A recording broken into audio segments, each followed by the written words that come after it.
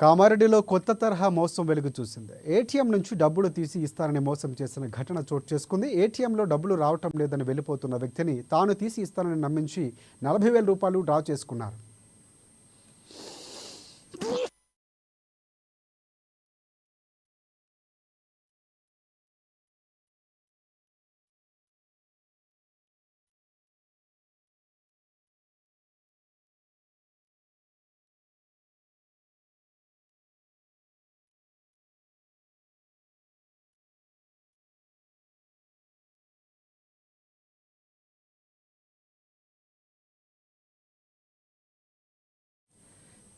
కామారెడ్డి పట్టణంలోని ఇందిరానగర్ కాలనీకి చెందిన రాజు సిరిసిల్ల రోడ్లో ఉన్న ఎస్బీఐ ఏటీఎంలో డబ్బులు డ్రా చేసుకోవడానికి వెళ్ళాడు. ఏటీఎం నుంచి డబ్బులు రాకపోయేసరికి వెనకాల ఉన్న గుర్తు తెలియని వ్యక్తి తాను తీసి ఇస్తానని నమ్మించాడు.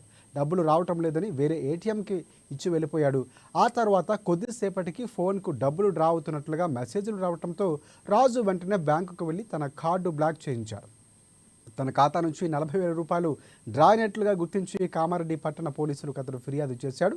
కేసు నమోదు చేసుకుని దర్యాప్తులు చేస్తున్నారు పోలీసులు. ఇక దీనికి సంబంధించి పట్టణ సిఐ రాజశేఖర్ రెడ్డి వివరాలు వెల్లడించారు. గుర్తు తెలియని వ్యక్తులకు ఏటీఎం కార్డులు ఇవ్వొద్దని సూచించారు ఆయన.